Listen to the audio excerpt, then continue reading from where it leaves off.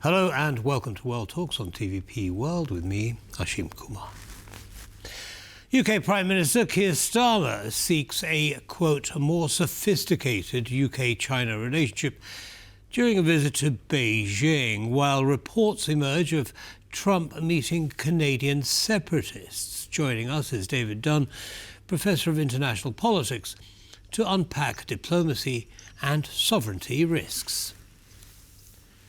David, welcome back to TVP World. Thanks for taking the time.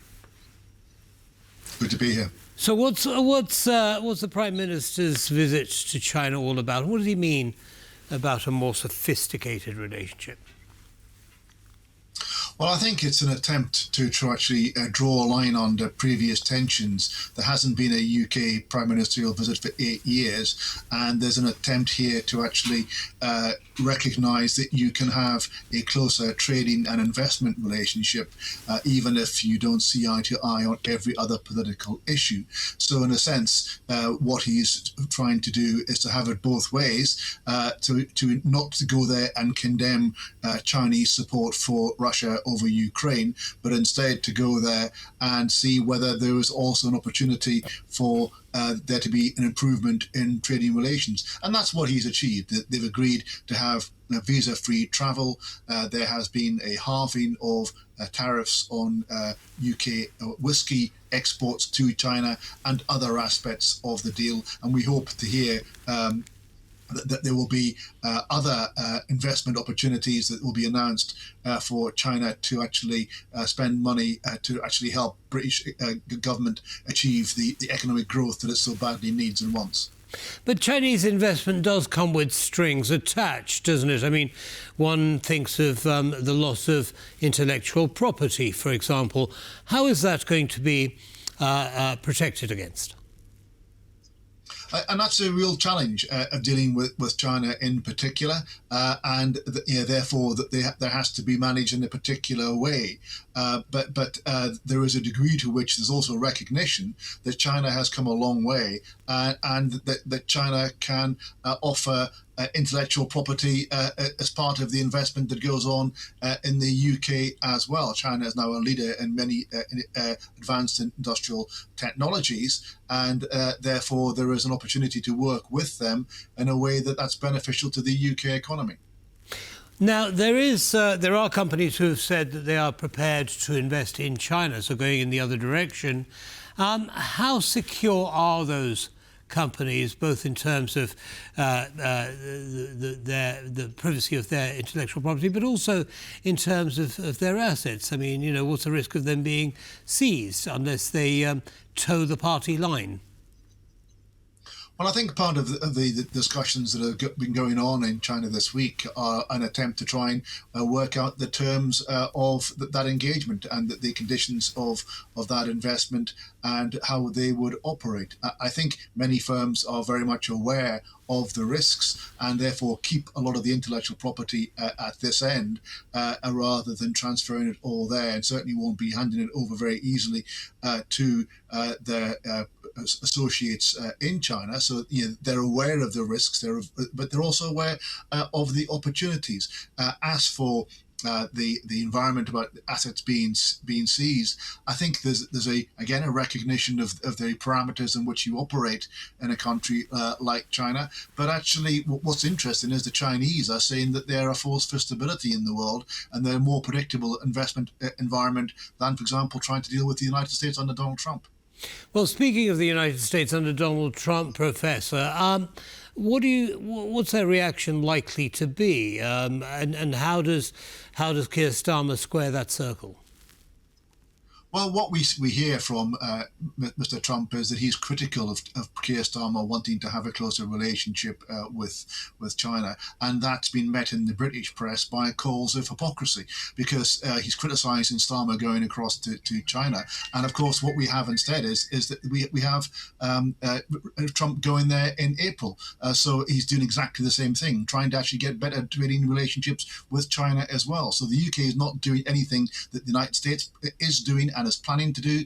It's not doing anything differently to what France and Canada have done recently, and indeed other nations are keen to engage with China too, recognizing the size of the market and the size of the economy more broadly. The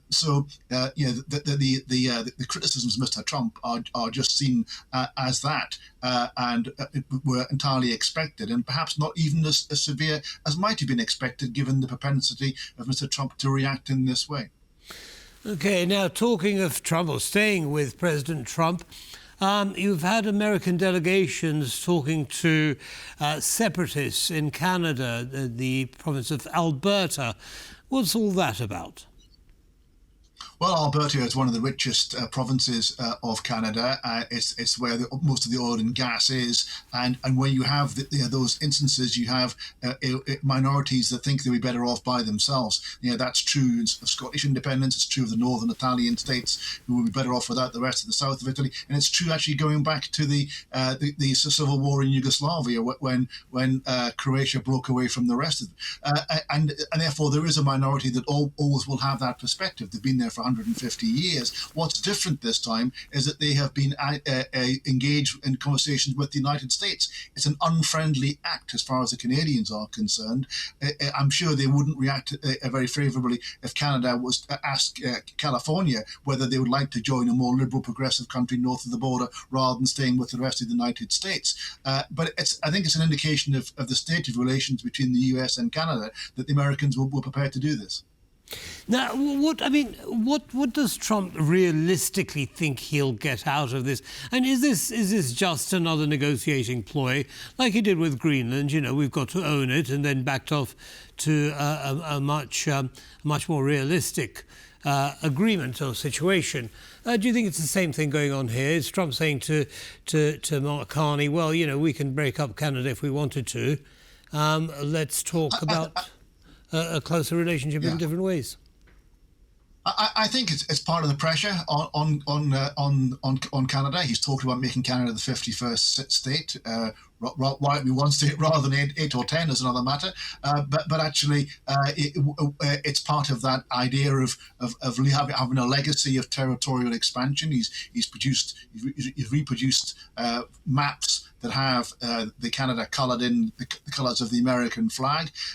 He is agitating for that. I don't think it's going anywhere because the support for minority for independence for Alberta rather than joining the United States is less than 30% in that state. So it's unlikely to go anywhere. But it can be an irritant, and it is an irritant, and it's demonstrating American power to be an irritant and to put pressure on Canada in a way that doesn't help harmony between the two nations of North America. Well, it certainly doesn't, and of course, the Canadian Premier has complained their sovereignty is being attacked. Is there anything he can do? And not a great deal is the answer to that question, other than to protest and to actually use it as a way of getting Canadians to boycott even more importation of American goods or travel to America. The transportation links have all been cut. Airlines have cancelled flights because Canadians are no longer going to Florida for the winter because they're so appalled by the way in which the Americans are treating the Canadians. So again, it stokes a downward spiral in relations between the United States and Canada, but it's not one that's likely to actually end in anything of substance. It's just one more irritation. Now, is there anything that any international bodies? I mean, Canada is, of course, part of NATO, is a member of NATO. I'm not suggesting any military action, but it is a member of supranational bodies. Is there something that those bodies could do? I don't think it's at that level. I mean, I think this is what the Americans would say is that as part of our diplomatic presence across the entire country, it's our job to actually engage with all factions and all opinions and all groups, and that's all we're doing here. It's equivalent of an embassy talking to the opposition and talking to the different factions, and they would describe it in those terms. I think that's disingenuous of them. I think that there's a wider aspect of it to deliberately irritate, but that's how they would defend it. And therefore, it's probably best for the Canadians not to overreact and to dismiss it as a fringe activity by an irritant that's going nowhere, rather than to escalate it into something that would cause more of a rupture in relations.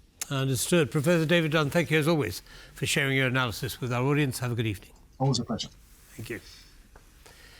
And that brings us to the end of this episode of World Talks. Don't go away, lots more coming up. Goodbye.